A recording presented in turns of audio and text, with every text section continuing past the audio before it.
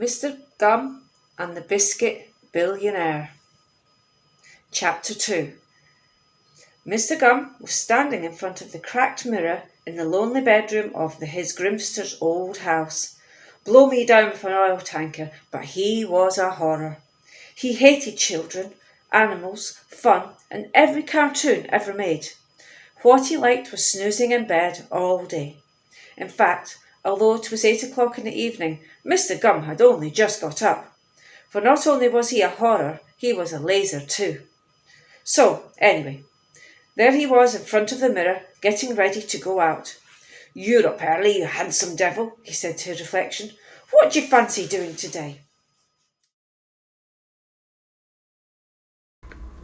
Mr. and Mrs. Dursley of number 4 Privet Drive were proud to say that they were perfectly normal, thank you very much.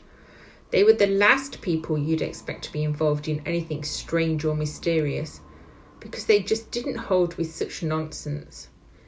Mr. Dursley was the director of a firm called Grunnings, which made drills. He was a big, beefy man with hardly any neck, although he did have a very large moustache. Mrs. Dursley was thin and blonde and had nearly twice the usual amount of neck, which came in very useful as she spent so much of her time craning over garden fences, spying on the neighbours. The Dursleys had a small son called Dudley, and in their opinion there was no finer boy anywhere. The Goldfish Boy by Lisa Thompson. Mr. Charles had sunburn right on the top of his head.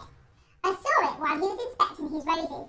He said of each flower, giving the larger ones a little shake to see if any petals fell off the edges along the pathway.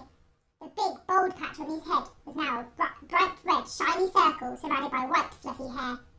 He should have been wearing a hat in this heat, but I guess it's hard to notice on top of your head is burning when you're busy doing things. I noticed, though. I noticed a lot of things from the window. It's not like I was doing anything wrong.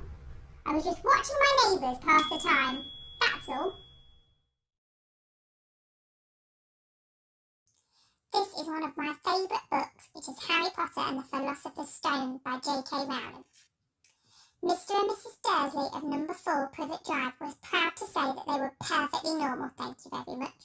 They were the last people you'd expect to be involved in anything strange or mysterious, because they just didn't hold with such nonsense. Mr. Dursley was the director of a firm called Grunnings, which made drills. He was a big, beefy man with hardly any neck, although he did have a very large moustache. Mrs. Dursley was thin and blonde and had nearly twice the usual amount of neck, which came in very useful as she spent so much of her time craning over garden fences, spying on the neighbours. The Dursleys had a small son called Dudley, and in their opinion, there was no finer boy anywhere. The Dursleys had everything they wanted, but they also had a secret, and their greatest fear was that somebody would discover it. They didn't think they could bear it if anyone found out about the Potters.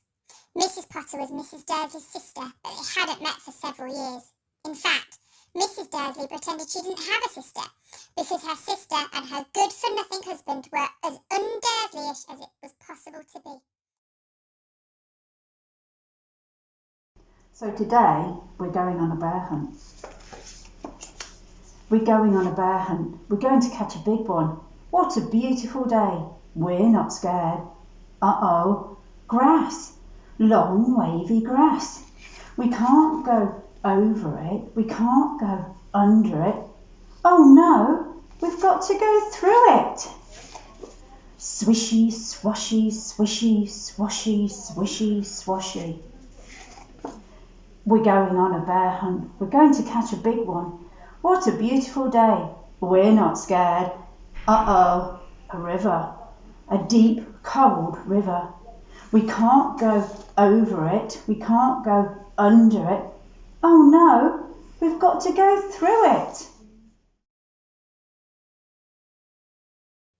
This is one of my favourite books. The Lord of the Rings, Fellowship of the Ring by J.R.R. Tolkien. A long-expected party. When Mr. Bilbo Baggins of Bag End announced that he would shortly be celebrating his 111st birthday with a party of special magnificence, There was much talk and excitement in Hobbiton. Bilbo was very rich and very peculiar, and had been the wind with the Shire for 60 years, ever since his remarkable disappearance and unexpected return. This is an extract from Cloudburst by Wilbur Smith. As it was, we made it back to the others in good time. There was no chat on the way. Silent endurance felt both right and odd at the same time. When we reunited with Amelia and Xander, things were a little more normal. There was no way I could tell them about what had happened to Caleb, though. Not out of solidarity, and not because I was in his thrall. It was more because his inability to take the joke meant that telling it would be cruel. However, the strange thing was that not taking the mick out of him, far from making him grateful, seemed to do the opposite. Here is a short extract of one of my favourite books, The Hobbit by Tolkien. Very well, said Bilbo, who was anxious to agree until he found out more about the creature, whether he was quite alone, whether he was fierce or hungry, and whether he was a friend of the goblins. You ask first, he said, because he had not had time to think of a riddle. So Gollum hissed. What has roots as nobody sees is taller than trees, up and up it goes, and yet never grows. Easy, said Bilbo. Mountains, I suppose.